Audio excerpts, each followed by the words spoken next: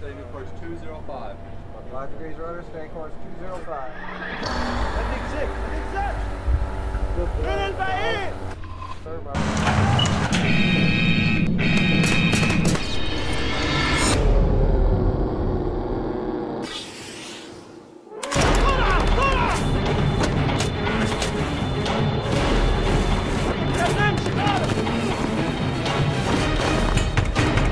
Open the door! Open the door! Open! Everybody freeze! Get back! Get back here! Get on the ground! Get down! Down!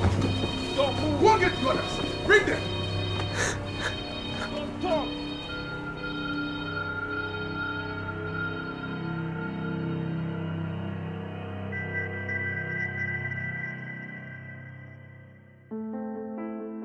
Studied in India for a year, studied here. Went on board for 18 months actually before this. That was my 11th month, I got hijacked. The guy on the port lookout, he came and told me that at the port quarter there's a boat, and it was about 8 or 9 miles from our ship. So the boat was heading towards us. So raised alarm, informed the captain. He came up and he assessed the situation according to him, and basically we just waited for them to come and get on board. We didn't do anything. They fired 2 RPGs. Basically to scare us off. We just flew past the ship, and then through that aluminium ladder they boarded. The 6 of them came up, threatened us to open the doors of the bridge. We had to, and then huddled us all in a corner and then took control of the ship. They used to believe that the crew was not helping them in any way. They thought it might be a good idea to, start torturing the crew and scare them, and then, they will help us anyway. They did that, and plus, it gives an impression to the company also that if you don't do something quickly, someone might get killed. So they would tie your hands and hang you up to the mast or something for some time. To a few guys, they stripped them naked and put them in the deep freezer for like half an hour. There were a couple of guys, they tied their genitals with cable ties and left them like that for half an hour or something. And obviously, beating is obvious. They just beat you with sticks and stuff. The worst bit is, knowing that your family is suffering, but you cannot do anything about it. You feel so angry. Sometimes you feel like, grabbing a gun and shooting one of them, so then they'll shoot you back and it will just all be over. But then I used to think about my family and control myself, and somehow we all stick together and got through. In December, they did come to an agreement with the company, and the whole drop of money and everything was arranged. Once the money was dropped, they left the ship within 24 hours. I mean, I don't think life can ever be normal for me as long as I'm sailing. If I'll go back to sea, my family will always be worried. I always have to convince them that I am fine, which in truth I'm not, because the sea is not safe. Indian Ocean is one of the busiest trading routes in the world, and it's not safe. And if I'm sailing, I can't avoid it.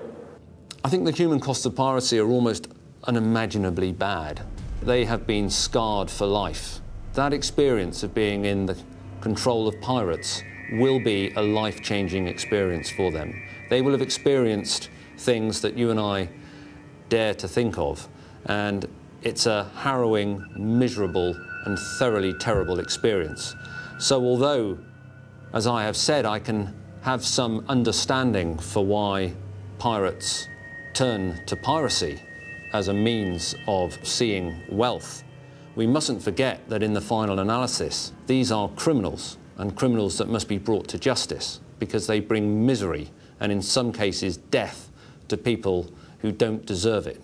Although we have the commitment of many navies around the world, the area that we're patrolling is just vast. The Indian Ocean is larger than the whole landmass of Western Europe. This is massive, and we will typically patrol that area with 4, maybe 5 ships. That's like patrolling the entire Western European land area with 4 or 5 police cars. And none of them can go faster than 30 miles an hour. It's a huge task, and it should not be underestimated. And it's because of the size of the task that we have to work so closely with industry in order that together our collective teamwork can achieve success against the pirate. The SOS campaign is the biggest grouping of marine associations ever assembled to fight a single cause. It's very difficult to put your finger on the exact economic cost of piracy, but the economic risk will escalate when the decision has to be taken.